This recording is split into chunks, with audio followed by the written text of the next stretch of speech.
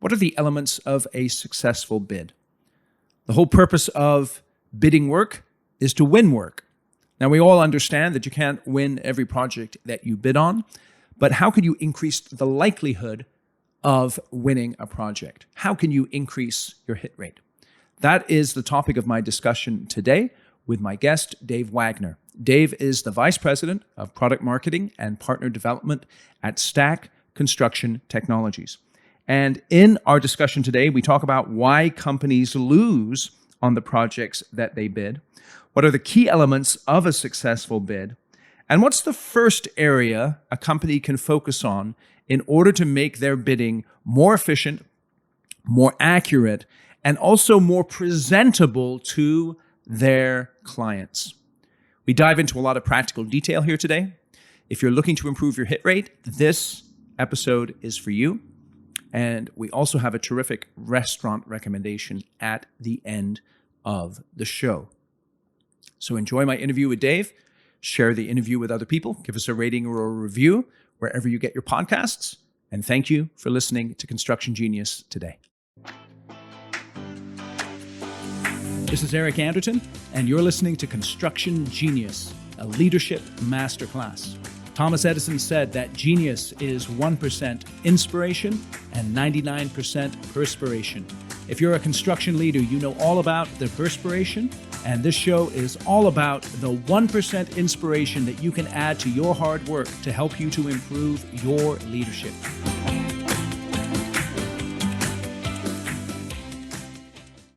Dave, welcome to Construction Genius. Great, Eric. It's a pleasure to be here. All right, so the construction game is, in a certain sense, pretty straightforward. You got to bid work, you got to build work, and then you've got to get paid for the work that you do. So today we're going to talk about the bidding aspect of it. In your experience, why do companies lose on the projects that they bid? So I think it starts with not picking the right project to bid on in the first place. You're always going to run across a situation where you want to pick jobs that play to your sweet spot, that you feel comfortable that you can do on time and on budget. So that's really the sort of the first element. You've made that decision, you've made that evaluation that, this is a company I want to work with. And then to your point, this is a project I want to work on because it's one I can be successful with. So that's where it starts. Now, then once you've made that commitment that this is the right type of project, then it really comes down to creating the bid that matches what the client is looking for. So not going to lie, the price obviously is going to play a role, but it's not necessarily always the lowest price. It's the price that makes sense. So it is not unusual for a client to use their own estimating tools to get an idea of what they think the bid should look like. So if you bring a bid in that is well underneath what the client believes it's going to be, they're not going to believe you, and they're going to start to question your ability to do it with that type of a budget. Obviously, if you go the opposite extreme and come in way above what they're looking for, you're not likely to win on that as well. So there is that sweet spot that you want to make sure that you hit that is accurate to what you're capable of doing. And it matches the requests that come from the client. And then the third major item is it's about then presenting a proposal, presenting something to your client that it represents your firm's professionalism, that shows off what you can do and explains what you can do in the level of detail necessary for that client to be wowed and really feel comfortable that you're the group that can win the job for them. So if you sort of summarize all that up, a lot of it comes down to confidence. It's confidence that you're creating that bid that you're responding to, that you feel can win, that you can be successful with. That's interesting because there's kind of two elements to that confidence. There's my confidence as I'm putting the bid out there that I've got the right number and I'm bidding to the right person or the right company. And then there's their confidence that the number I'm presenting is reasonable and accurate and it's presented in such a way so that it is professional, like you said.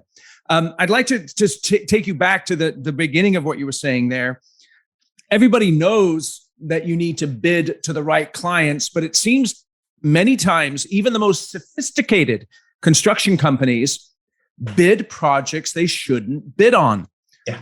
So in your experience, how can a construction company best determine what the right client is for them or the right project type? Right. So I think it is absolutely critical that when you're deciding what you want to bid on the project, that you analyze the documentation that is associated with the project. And of course, no bid is going to go out. It isn't going to give you the list of the relevant plans to the type of scopes of work that you work on, the specifications, that documentation. And you can't ignore that.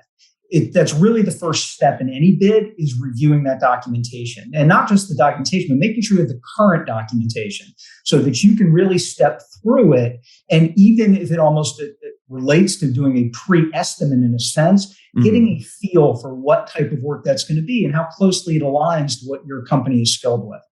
So that sounds like it takes time and a little bit of discipline. Absolutely, on both counts. Many contractors, they're overwhelmed with all the stuff that they've got to do, and they struggle with that discipline part. What's a simple way for a contractor to carve out the time they need and then to begin to assert some of that discipline and that structure so they can take a look at that documentation and make sure it is the right project with the right client?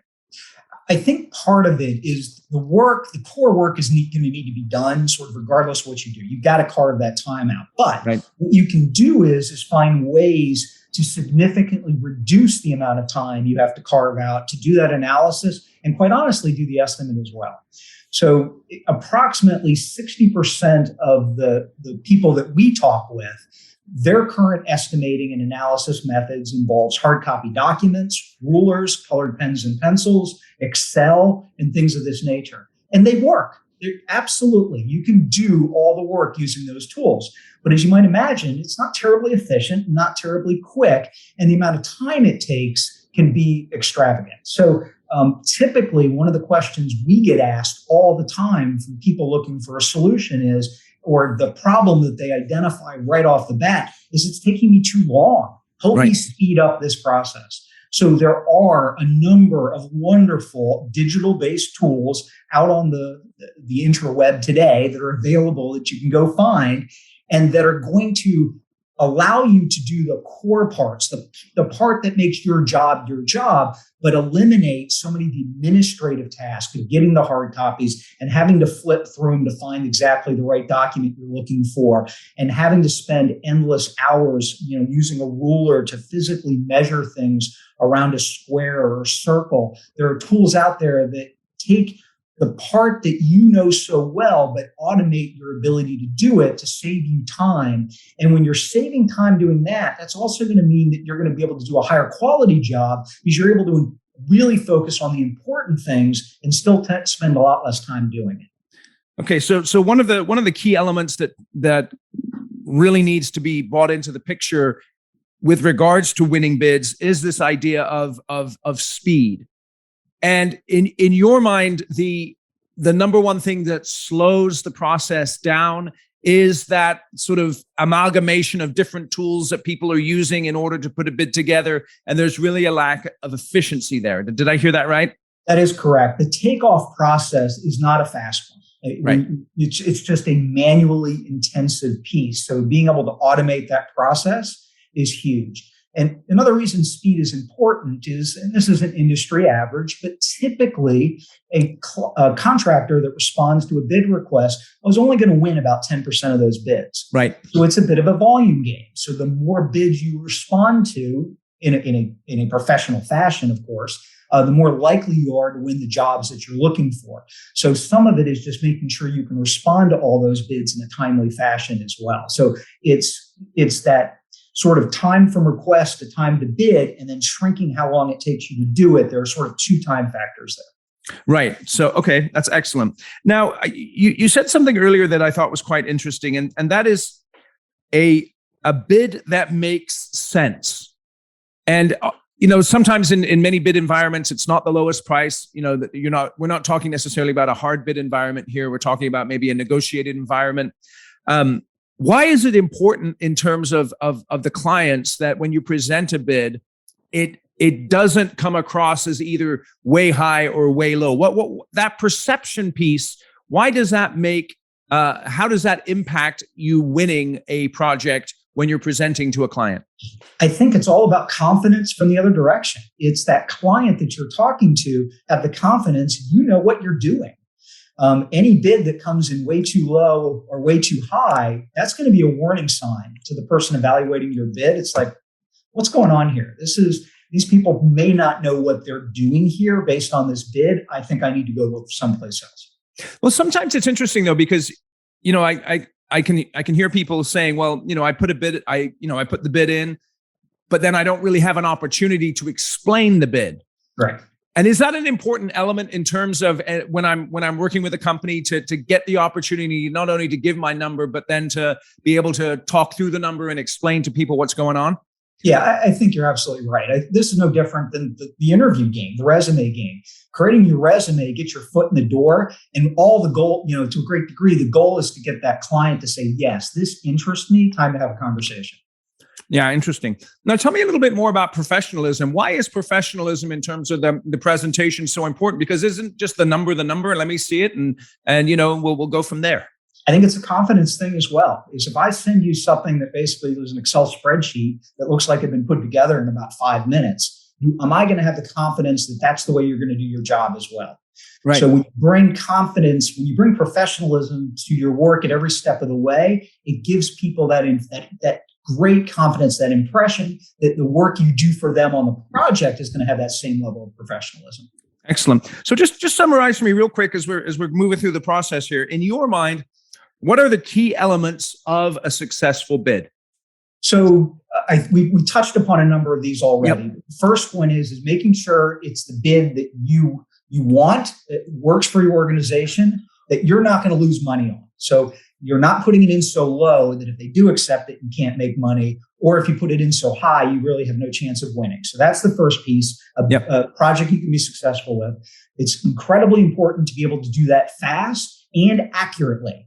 People can do things very, very fast, but if it's not accurate, again, you get into those inaccurate bids and we get back to problem number one. Right. So got to be able to do it fast and also create a deliverable, a proposal that can be easily consumed. And from the client's perspective, achieves two things. It answers the questions they have, so it gives the level of detail that they're looking for, and also provides that professionalism we've talked about a few times now, that they feel comfortable that you're the type of company they want to work with. Excellent. Let me just dive into the accuracy a little bit more. What is the main source of inaccuracy in your experience when it comes to a bid?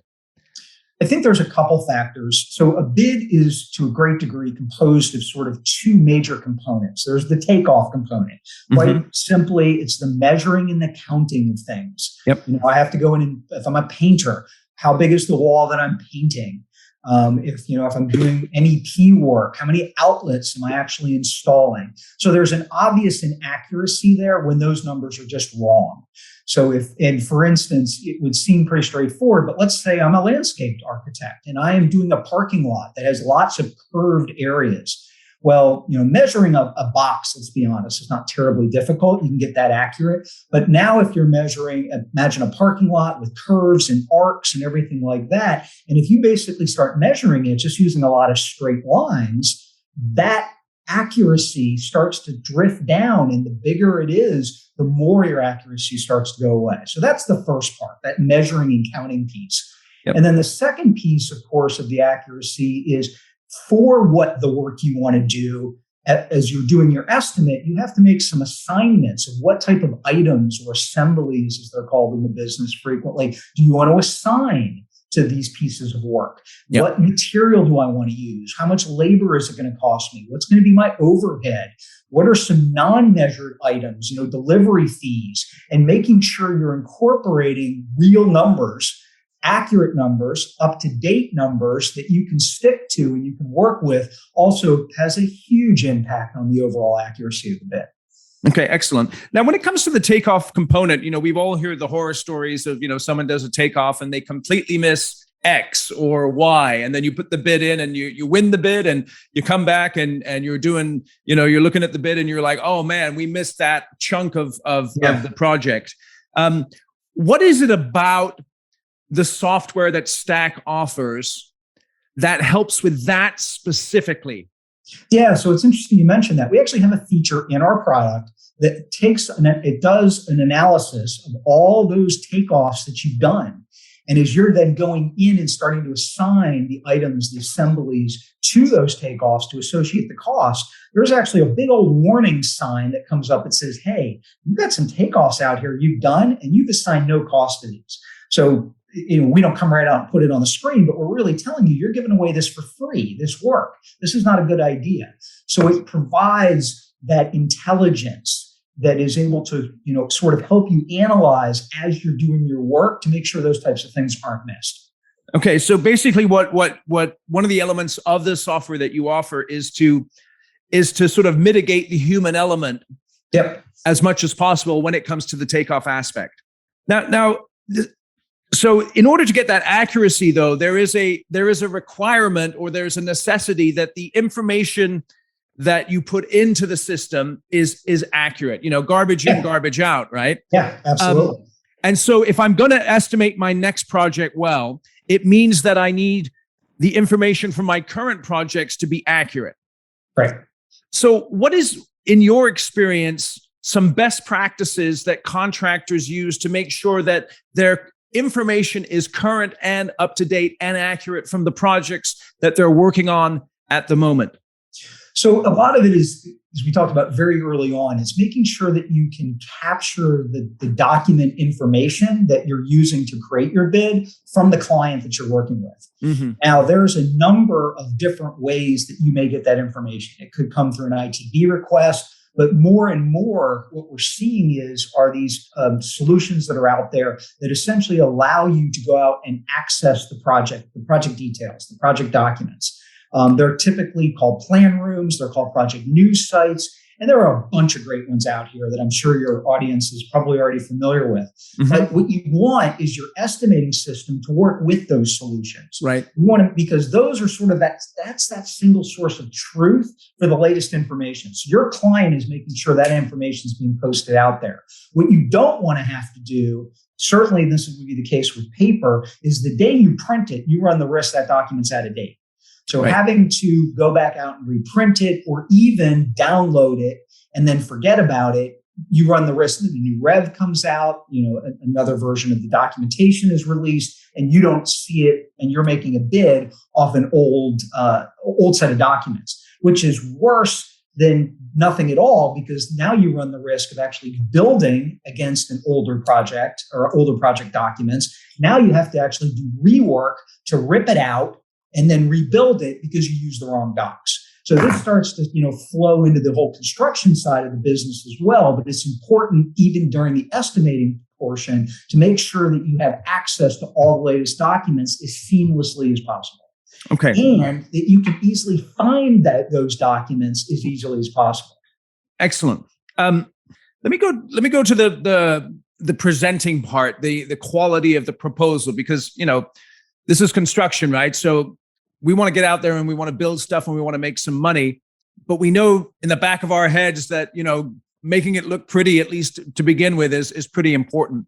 What do you think are the key elements of a proposal in terms of the presentation aspect? Give me a couple of those key elements. Well, I think for starters, you want to make sure that it is geared specifically to the people that you're giving it to. So okay. It's got, if you want to put their logos on it, you want to make sure it's addressed to their folks. So part of it is just making it feel like it's their proposal, because, we know how this works, especially in the world today. A subcontractor could get the same request from 5, 10, more than a dozen different general contractors, all right. Asking them to bid. Now, the truth is, in all likelihood, they're going out and creating that estimate once because it's the same project. Right. And how they present that information back to the individual folks, that may change a little bit. So making sure that it meets not only a look and feel that is appropriate to that client, as I just mentioned, but also its level of detail they're looking for. Some people may just be looking for a summary of the high level details and the cost. Other people may want to see all the details that are borne out in the estimate, and they want that as part of their proposal. So understanding who you're working with and what they're looking for in a response and meeting that really is part of the professionalism. That's excellent. So that's a key thing right there, because you stated it well. I just want to restate it. different clients have different requirements. And so you want to be able to customize your proposal for that particular client, not just by throwing their logo in there, but by understanding the level of detail that they want and presenting it in the way that they want it. Well said. Yep. Okay, so I want to win more work. My hit rate's not where it's at. I need a little bit of more accuracy. I want to get those bids out quickly. I want to make sure they look professional. What's the first area someone should focus on fixing in their bidding process, in your experience? I think it's creating creating a infrastructure that your company can use to get this thing done quickly and accurately. Because what that's going to allow you to do is bid more. And assuming that you're creating a great bid, it's typically a percentage game in many cases. So that's going to allow you to win more jobs. So I think that's to a great degree where things start. It's around efficiency. It's creating a more efficient process around your bidding, which is going to help you increase your volumes of bids. It is not unrealistic at all to expect that you would be able to increase your overall bid efficiency by anywhere between 30 to well over 100%, depending on your current processes. Okay. And what we found is that companies that take on solutions like ours have increased their overall bottom line. Now, granted, there's a lot that plays into that, but based on that extra win, based on bringing the people in to do the work, but as a leverage point, typically between 30 and 35%. Okay, so let's talk about that efficient process. Tell me a little bit more about Stack and how Stack contributes to that efficient process. Right. So Stack is really has three primary elements that and we've talked about all of them in some detail already. The first one is making sure you get access to all the right documents, making sure we tie to those plan rooms and those project news sites to make sure you're getting the most current documents, or you can just bring them in off of a set of attachments that were sent to you via email. But we allow you to bring those in, and we turn stupid documents into intelligent documents. So a stupid document is just like reading through a book. You have to go through it page by page. But what we do is index them so that you can do a full text search. So you can hyperlink the callouts to jump between the documents that are relevant to each other, so that you can automatically search on a document number or name, because we scrape that right off the document when we bring it in and make that searchable. So the first step is making sure you can find the document as quickly as possible. So why does that make you more efficient? It's search time. The average construction professional, from a study from FHA that came out in 2018, basically said they spend approximately 5.5 hours every week just searching for document information, not doing anything with it, just trying to find it. Well, from an estimator's perspective, their average 5.5 hours, that's a lot of what this is. It's finding the right document to determine if they're going to bid, and then determine and actually create the bid, create that estimate response. So that's step one. Step two, it's the takeoff process. It's automating to make sure that you can do your linears, your areas, your drop-down electricals, your roofing with different pitches, your arcs that we talked about earlier, making sure you have all the tools that are necessary to very quickly and efficiently do all your counts, auto counts, and do all of your takeoffs to get all those quantities measured. And then the third part, of course, is now associating that with the items and assemblies that you define your labor and define the materials that you're going to use. We automate that process as well. And I guess there really is a fourth part, is then taking that estimate and allowing you to create custom proposals and quotes that you can send out to the people that have requested the bid. So we really try to take you from soup to nuts through that estimating process. And as I mentioned, you could save anywhere from 30 to 100% of the time you're currently taking, depending on your current method. Excellent. So how can folks get in touch with you? So I would strongly recommend they visit our website. It is www.stackct.com, construction technology. Visit us there to learn a lot more about the product, but you will find all sorts of buttons that allow you to request a demonstration. And ultimately, that's my real push, would be have one of our professionals at Stack talk to you about your specific situation and how we can help around your specific needs. Okay. And so tell me, in your mind, which types of customers have you had the most success with? Which types of contractors have you guys had the most success with? Yeah, we're so at a high level, subcontractors, and we do have a system that will really work with pretty much every subcontractor out there. However, with that said, roofers, painters, anyone doing interiors in general, those concrete, structural, steel work, to a certain degree, landscaping, anyone that is sort of in these core trades is where we really have focused the highlight of our product around. Excellent. Excellent. Well, Dave, I really appreciate you joining me. Where are you out of, by the way? So Stack is located in Cincinnati, Ohio, and then we have a number of us like myself spread throughout the United States. Okay, so where are you actually physically located right now as we're talking? Physically, I am in lovely Phoenix, Arizona. Okay, right. So we're visiting Phoenix, Arizona. Let's say we're going down there to watch the Giants play the Diamondbacks. What's the one restaurant we should hit when we're in Phoenix? So I'm going to give you a group of restaurants. So we have a group in here called the Fox Restaurants that are absolutely, every one of them phenomenal. From their Mexican, Blanco, to their hamburger joint, Zen Burger, to some of their more upscale restaurants like their Italian joint North. But it doesn't matter where you are in the greater Phoenix, Scottsdale area, you can find it. If you find a Fox restaurant, you cannot lose. So for our visitors coming in, especially come March when we have Cactus League, I would highly recommend giving them a try.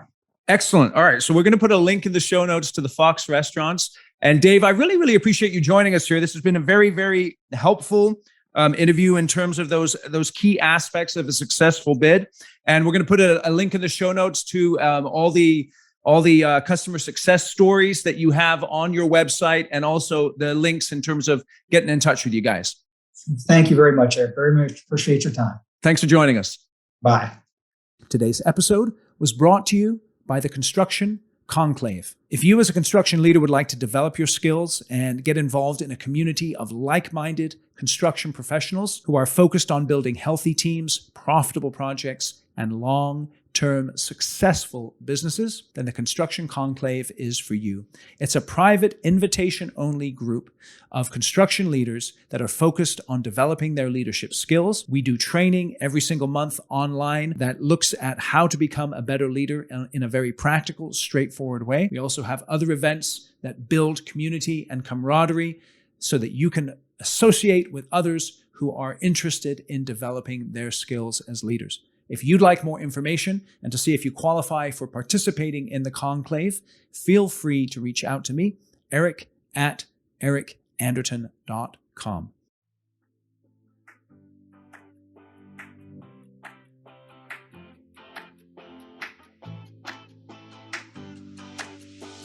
Thank you for listening to this episode of Construction Genius. Hope you found that 1% of inspiration to help you in the next few days.